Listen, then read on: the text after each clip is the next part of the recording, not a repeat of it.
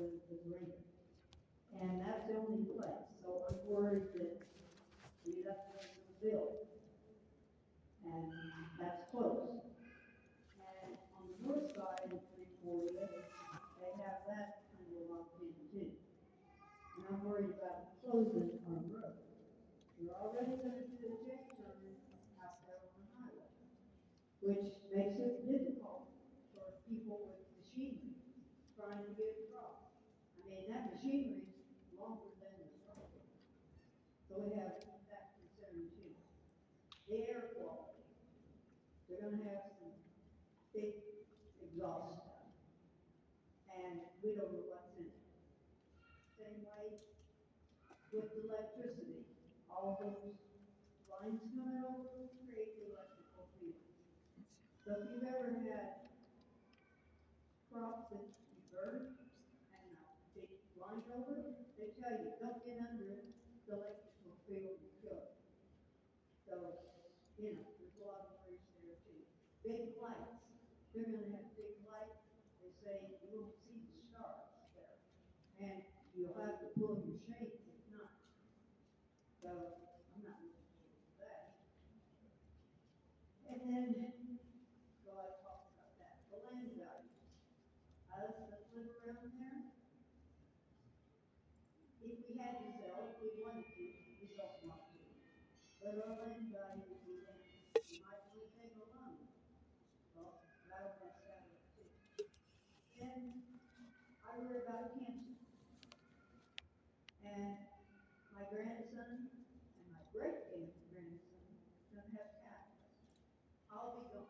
I'm 80 years old, so it's not going to bother me that much. But our family, our kids, our grandkids, and our great-grandkids. And we've owned that land. I've owned so for 80 years. My folks worked really hard for that, and I want to keep it. And the water, we talked about the water line. There's 2 or 3 scenarios. One, they're going to bring wastewater from Maryville down. Where they're bringing it, I don't know, to it. Then they will take it back up there, and Maryville will process it. But probably what will happen, it'll go in honey too.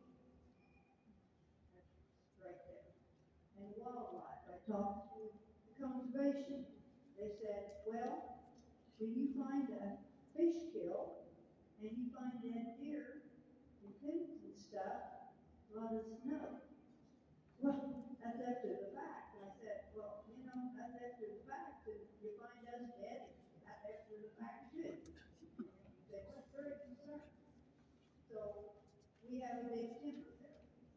People come and hunt there. My son and his daughter film their hunts, and it's on the outdoor channel. So they're not very happy about that. And we enjoy that. We've had Boy Scouts, 4-H kids, trail rides, and stuff in that timber. So I'm not sure that's going to happen. So, and another thing we found out yesterday, the Pope is against all this AI stuff too.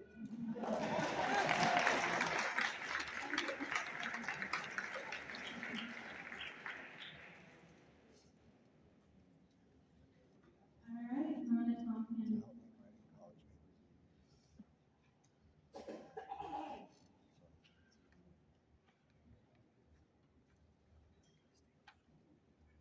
Hi, I'm Donna Tompkins. I live about a mile from this proposed site, and I am a public speaker.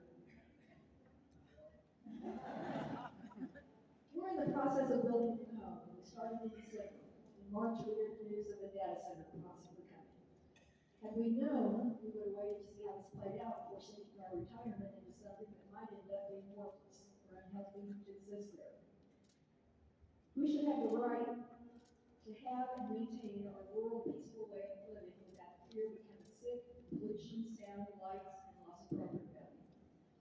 While others may be getting generational wealth from this, the rest of us living near it, well, sounds like we stand to lose everything. We're the losers in this. There's no payoff for us. We all agree landowners can sell to whoever they want, but something of this magnitude coming in and destroying our resources should have some regulation.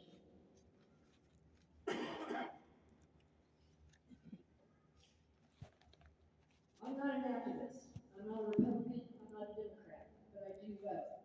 I vote for what I think is best for the community, whether it's for the issue or the candidate.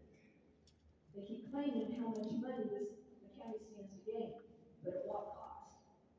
What price can we put on the health of future generations, loss of our beautiful land, loss of water, loss of air quality?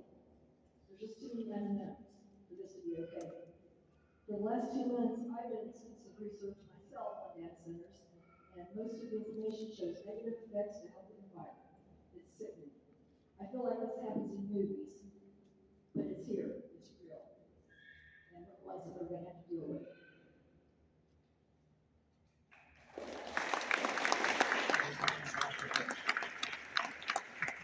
All right, next we're gonna hear from Mr. Schaefer. Thank you all. I see some familiar faces from where we had our meeting at Salem Church. Thanks for coming in to, hear what we have to say. I'm Tim Schaefer. I am a local livestock raiser. We have cattle, sheep, horses, goats, quail.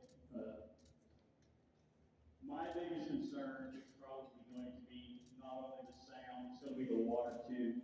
Sorry if I get too far away from the mic. But the sound that will come from this thing, it's a low wall penetrating sound that you can't physically hear, but it affects animals in ways that they haven't even discovered yet. Some of the studies that I've read over in Texas where they have some of these data centers, the reproduction in their cattle has been reduced by 30% just from the effects of the data center. I guess my biggest deal is we don't know what they're going to do with the water. We at the Salem Church when we had that meeting, I think it was Aaron Luke said that when he worked at the data center in Kansas City, that they came into the center one day and they had 30,000 gallons of water unaccounted for. They didn't know where it went. We assumed that it went into the ground. If that happens here, I mean, you're talking a larger quantity of water if that happens. And I talked to a hydrogeologist for about 30 minutes one day, and he was willing to come up and do some work for us. He's not cheap, but we're not sure that we need that yet. He said that you would not believe the underground system of water in northwest Missouri and even in southern Missouri where he's worked on these before. But just everything's connected. And you go to even dumping it into the river, the supposedly cleaned water that they've put back through our treatment center, there's still going to be forever chemicals. There's going to be contaminants in that water that they cannot clean out, and they're just going to dump them in the river. Now everybody says, oh, the EPA is going to take care of it. The way this is being fast-tracked at us, and for lack of a better term, they picked us in White Cloud Township because they think we're backward and we're not capable of dealing with something like this, and they're just trying to fast-track it through. Well, we got news for them. We've hired an attorney, work on at this legally so that we don't stub our toe and fall on our face. I started an LLC. It's 102 Rivershed LLC. We are taking donations. I know that this group here, we've decided to combine powers. They're taking donations too for their expenses and stuff. But as everybody knows, lawyers cost a lot of money, and I hate to ask for money, but they advised us to do a GoFundMe page, so that's what I've done. And to date, we've raised we've raised over $7,000 for attorney fees by private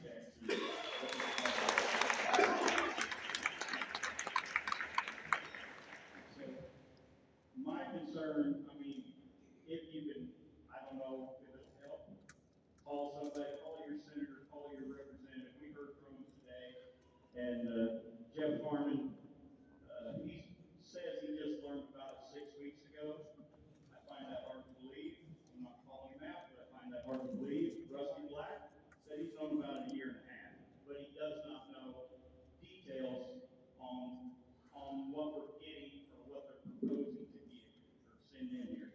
So there's a lot of unknowns. What we're shooting for right now, just to buy a little time, is a moratorium that the commissioners can put into place. Hopefully they will do that for at least a year. 6 months would be great, a year would be better, 18 months would be awesome, to give us enough time that we can decide what we need to do. But anyway, that's me.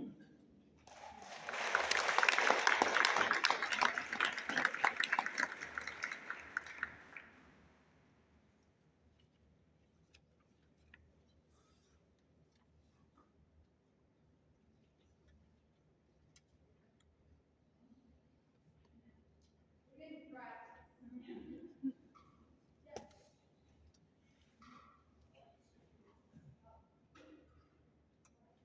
Okay, is this on? Okay. I thought I would have a podium, so this is gonna be a little tricky to read and. Keep it up close to your face. Keep it up close. Keep it up close so we can hear. Closer? Okay. We are here today because the decisions being made will have long-term consequences for our community's well-being. This project creates a lot of questions about the future of affordability and our grid's reliability. Many residents here are on fixed incomes or very tight budgets. When we introduce a massive industrial demand, the costs are often shifted to ratepayers. Okay.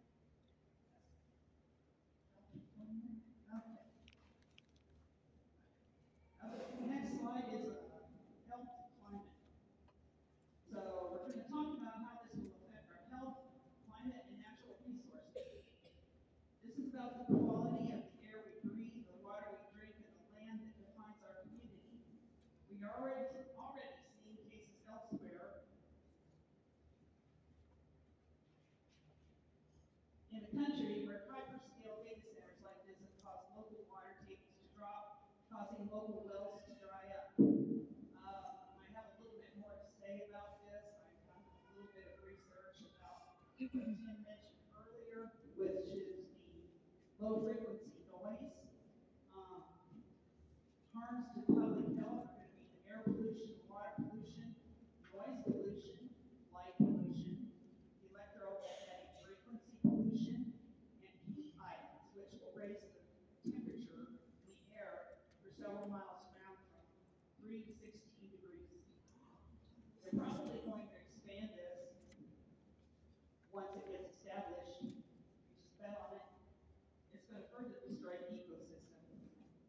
One of the things I want to talk about is the low frequency noise. It's below the level of human hearing at 20 hertz. The body can feel the noise, and it goes through the walls.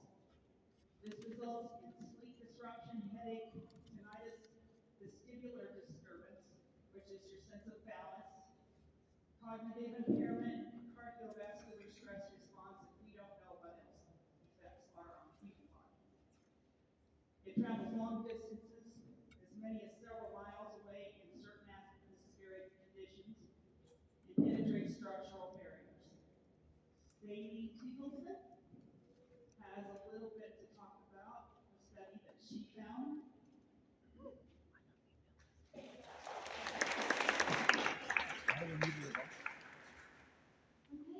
Hey everybody. My name is Amy Singleton. I live here in Maryville.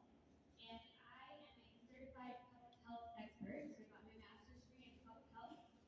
And this really matters to me. I live here, my kids live here, I want to have a good, healthy life like all of you. So like Tim said, you'll notice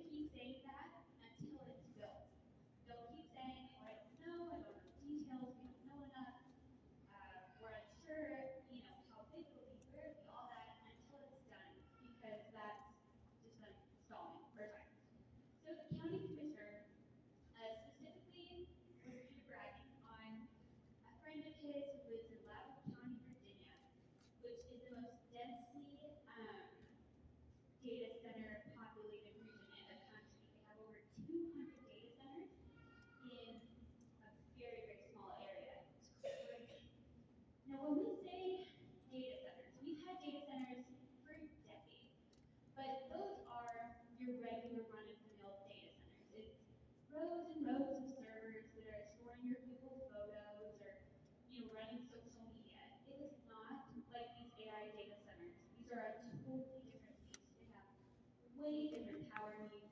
The power, the water is all different. They're running massive amounts of power, as has been mentioned.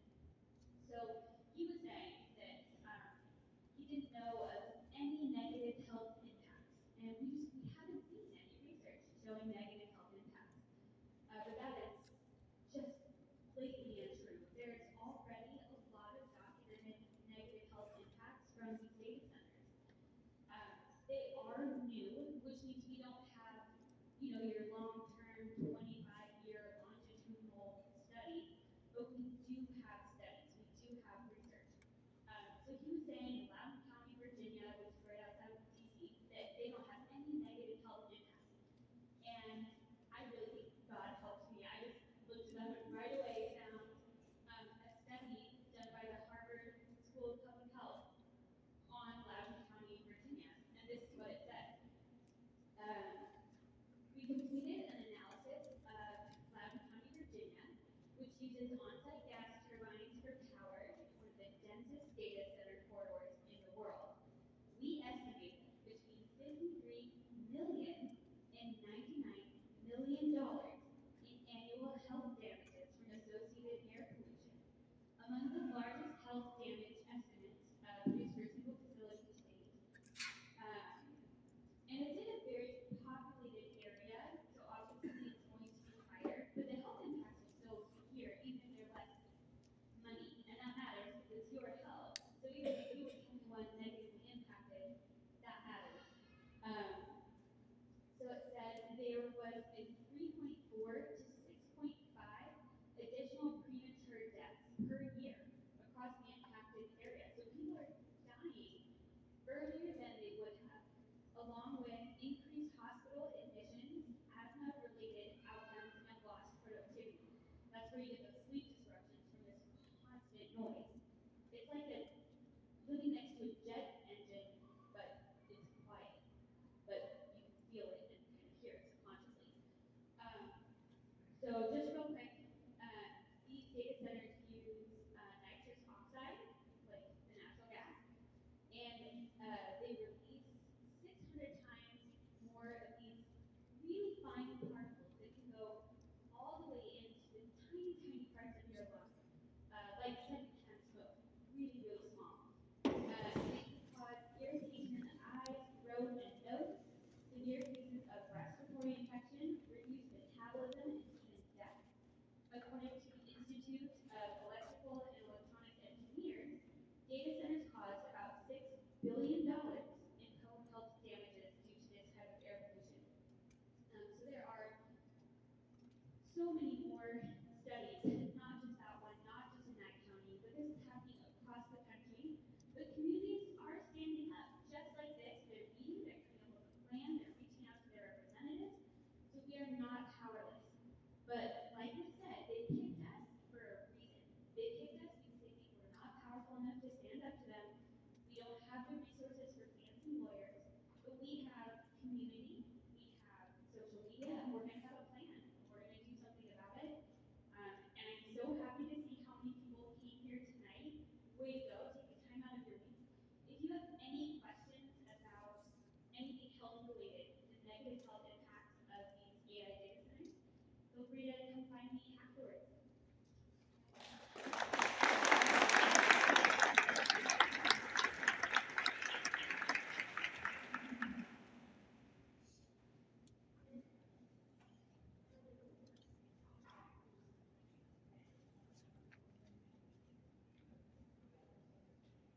Okay, is it working? All right. The next thing we're going to talk about is economic impacts. AI is an extremely, speculative market, and investors are recklessly investing into the industry, leading to increased fears of the AI bubble bursting, creating the possibility of a recession. We're already pretty close to that. Yeah. There will be billions lost in tax breaks, and they talk about the jobs that this is going to create. This is one of the incentives for them to bring the data center here. I spoke with a retired executive with Google and Amazon. I've known her over 20 years. She's worked in small scale data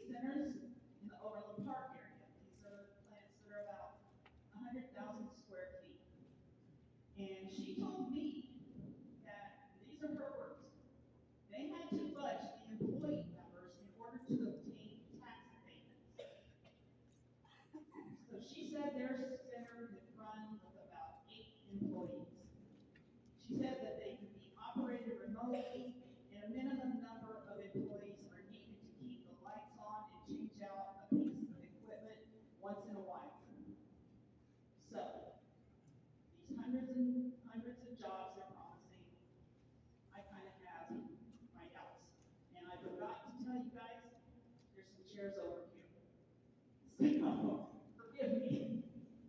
If you want to sit down, please do. Tax revenues will entrench dependence on fossil fuel.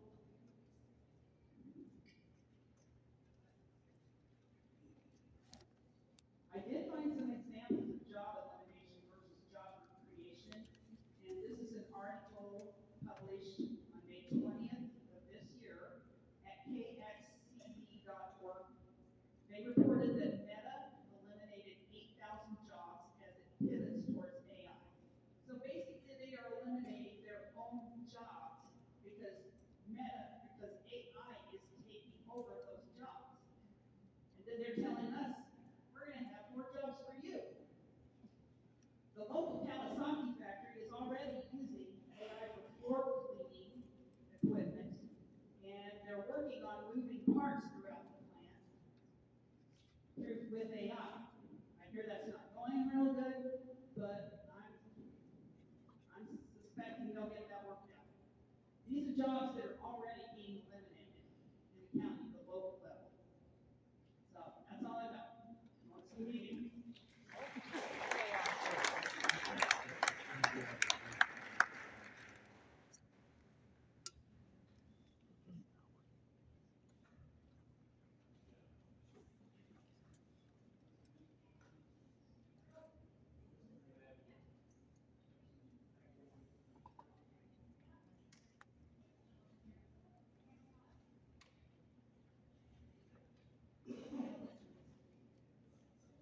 Hi, I'm J.R. Hawkins. I know Dave is out there. We live on 340th Street. Next door neighbor. Can you hear me now? I'm sorry. We live on 340th Street, just down the road from the proposed site. Wanda Goodspeed is at 340th and 71 Highway, and we're immediate neighbor to the west. And, when the substation came in, we weren't really happy about that, but it's no big deal. But the whole idea of this thing is the amount of light and noise that it's going to put out that we're concerned about. And any other issues. But, we retired after 40 years in Alaska and moved back here for our forever home. And we didn't move back here to have to fight something like this. But Gene, do you have anything you want to say? Or no? I think I probably said that what I feel, that we definitely don't want this thing. That's all I got to say.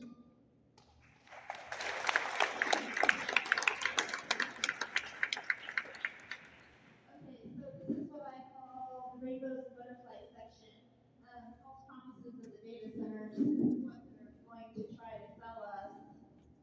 I don't know if y'all can see that sign. And it says they're a good investment. Yeah, they're a good investment for the owner and the shareholders. They create permanent jobs. Well, they're probably going to bring in their own crews to build these things. And then, like Kim was saying, only a handful of jobs will be needed when they get built. They're safe. That's so laughable, and it makes me so mad. I mean, if you just go anywhere online, you can see they call them heat islands. I mean, we're already talking about climate change, and I know they don't like us to talk about that, but they're going to bring climate change. Obviously, they're going to heat up the atmosphere anywhere from 4 to 16 degrees, and then they're just building them right on top of each other. So once one gets here, without guarantee, more are going to show up right behind it. Forever chemicals in our water. The building itself is going to be extremely flammable. Pollutants, air, water, ground. Not to mention sucking up our water once they tap into the underground. It says they can support data sovereignty. Okay, well they can't even keep half the stuff they put out there online guarded. So I don't have much faith in that either. They improve security, how you got that, if government's involved. Military target, sorry, says we need them. I don't think we need them. So depending on what rabbit hole you guys want to go down on the social media, pick one and just tie this all together. I believe, sorry, the restaurant bring this beast system in, and it's going to be a day in prison. So that's my thoughts on it. That's too much information for you right now.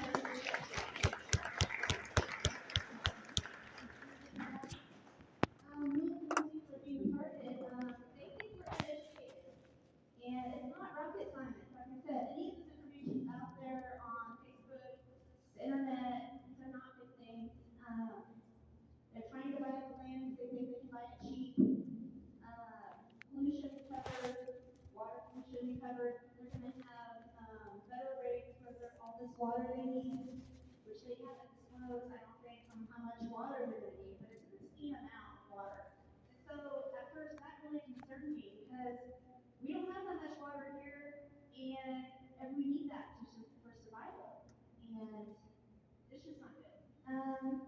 They promised money. Well, how is that? Like, we give them tax breaks. Like, we're building the thing with tax money, and then they want tax abatements, and then they want us to run them with our cost of utilities and that kind of thing. So, yeah, we're paying for it all the way around. So that's not good either. Next slide. Tax on regulation and protection. So basically, big tech and our government has decided we're just going to scale back all the things we put into place to protect we the people and our parks and that kind of thing. And they really scaled back by allowing people in these positions to push their own agenda. So we do not have the protections that we thought we had anymore. So I'm going to pass the mic to the next person because I think this kind of goes hand in hand with what Nancy has to say about what Missouri is trying to do in that part.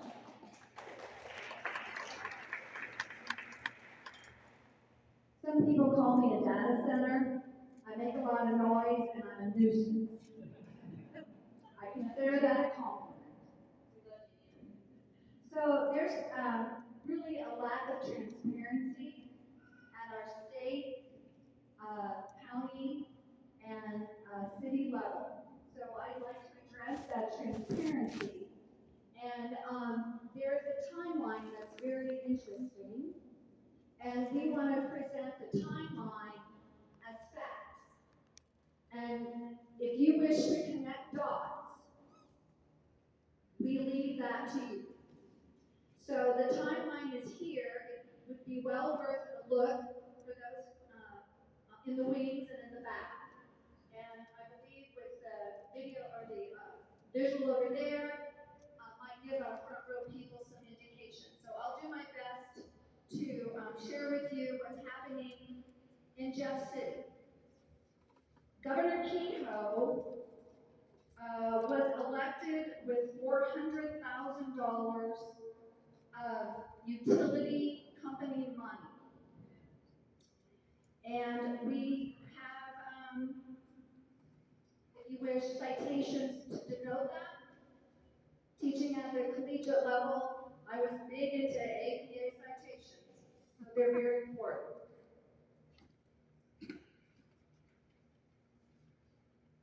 The natural gas station that's being developed, that too has come about, and it's called Mullen Creek, which I didn't know that name. Maybe those of you living down in that area did. Goes through this gentleman's property. Last year, Senate Bill 4, passed in March of 2025, authorizes Evergy to finance construction costs by who? Us, our increased utility rates. Critics highlight the risk of unprofitability, higher maintenance costs associated with gas plants, which may result from excessive generator cycling and starts. Another item out of Jeff City, Google data center plan raises tax and transparency questions in rural Missouri. And this is from just last week. And our governor, with representatives from Jefferson City, was more than happy to make presence in Montgomery County, touting the north and to the south. The next two I find really interesting, then we'll get to the timeline. On June 17th, in Jefferson City, local governments, school board associations, and Missouri municipal leagues, those three organizations are invited to the Governor's Summit on data centers. And it begins at 9 a.m., ends in the afternoon, and there's a red notation on this public invitation. Vendors, corporate partners, and members of the public are not permitted. I did look, there's a state highway, and there's a wooded right-of-way if anybody wants to go down to Jeff City and protest. We can be on public property. But what's most important about that summit is at 2:15, I want you to listen carefully to the topic of that workshop. Crafting. What a name. It sounds what? Like a grandma. Like what my mom did. Crafting legislation about data centers. Folks, connect the dots on that one. Then the next day, the governor is going down to Rolla. It's announced that it's sponsored by Missouri S&T, our engineering state university, and it is open to you and I. But you can also sign up for that online and spend your day listening to pieces of that virtually through some kind of virtual workshop. So that's from the state. Okay. I'm getting to city council and county commissioners, and that's the timeline. So let's see, let me flip to that slide. Okay. In October of 24, as mentioned, Governor Kehoe receives over $400,000 in donations from utility companies. In March of 25, I mentioned that Senate Bill 4 allowed Ameren on the east side of the state and Evergy to pass construction costs onto consumers. In June, 11 months ago, 2025, White Cloud Acres LLC is registered by Scale Microgrids. Connect the dots. 10 to 11 months ago. Then, 6 days later, Maryville receives, the city of Maryville receives $4.1 million award for their water plant from the Department of Natural Resources in Missouri. Then, 7 days later, we're on June 30th. I don't think there's 31 days in June, so that must be 30, not 31. Doesn't matter, connect the dots. The Public Service Commission approves Mullen Creek plant in Nottoway County. Then in December, someone asked me 2 days ago, how do you know what's going on with the commissioner's agenda and minutes or your city council? What's the answer to that, citizens? Website, City of Maryville, Nottoway County, our local papers do an excellent job of being there and reporting. And so on December 16th, with a representative, I'm not naming names, but connect the dots, the Nottoway County Economic Development, a representative that met with the commission with Reload. That was in 25. In October, so back up a little bit, there was a memorandum of action or memorandum of understanding signed by White Cloud Acres LLC. Moved forward to June of this year, Maryville City Council holds local elections with no mention of the water treatment facility, requests for water from an AI data center. It's not my city, but I know that there were 3 candidates for city council. Connect the dots. Did you hear anything in their campaigns about an AI data center? KXCB, Gavin reported, I listened to it last night once again, you can get it online. Gavin reported March 11th on the AI data center. April 16th, it was in the forum. Connect the dots. Your city council was elected, what date? April 7th. Okay, then let's back up to this morning's conversation. A citizen asked Representative Farnan